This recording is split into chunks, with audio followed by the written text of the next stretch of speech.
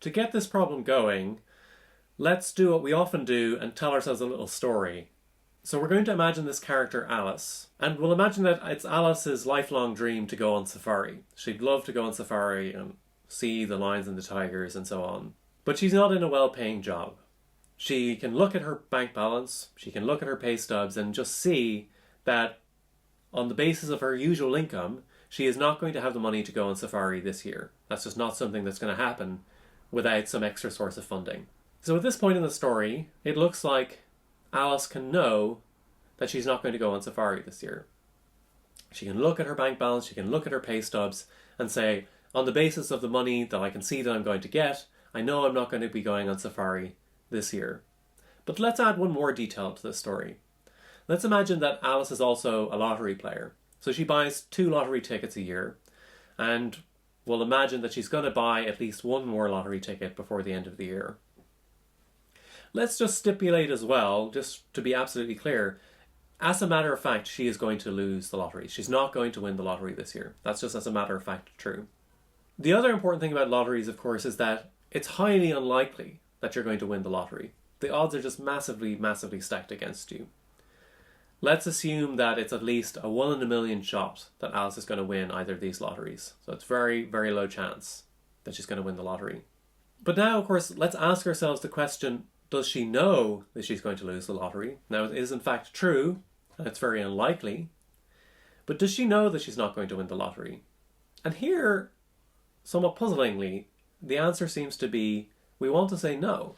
We don't want to say that she knows that she's not going to win the lottery. That seems like an unusual thing to do. If I was to say that she knows she's not going to win the lottery, somebody could very justly point out, well, hang on, it's not impossible. There is a chance that she could win.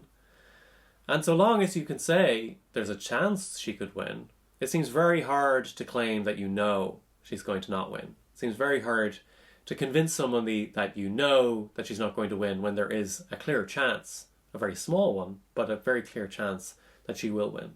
The last thing that's important to see here is that Alice knows a certain conditional claim about the relationship between going on safari and winning the lottery. In particular, she knows that if she wins the lottery, then she'll go on safari. Because, remember, this is her lifelong dream. If she had this massive windfall, of course she's going to go. So she knows the conditional that if she wins the lottery, she's going to go on safari. Or putting this another way, because remember we can contrapose conditionals, she knows that if she doesn't go on safari, that must be because she didn't win the lottery. There's no situation where, or no relevant situation where she wins the lottery but doesn't go on safari. The problem is, though, that these 3 facts about what Alice knows are in tension given a principle that's very familiar to us by now. So we've talked a lot about the principle that knowledge is closed under no entailment. So we've seen that it's plausible to think that if you know P, and if you know that if P then Q, then you also know Q. Or putting it slightly differently, if you know that if P then Q, and you don't know Q, then you also don't know that P. Because if you did know P, you'd be able to infer Q. So let's put that together with the 3 facts we've just saw about the case. So the last thing we said was that we know that Alice knows that if she doesn't go on safari, that means she didn't win the lottery. So she knows that if she doesn't go on safari, then it must be that she didn't win the lottery. However, we also saw that it seems like we want to say she knows she's not going to go on safari. But by closure, it should then follow that she knows she's not going to win the lottery. But this is exactly what we said that she doesn't know. We said that she can't know that she's not going to win the lottery because there's a very real, maybe small, but a very real chance that she will win. So on the basis of this just very simple story, we've set up a tension between a number of claims. On the one hand, we started with this, again, what we might again call an ordinary proposition, which is a proposition about what she's going to be doing, whether she's going to be on safari or not.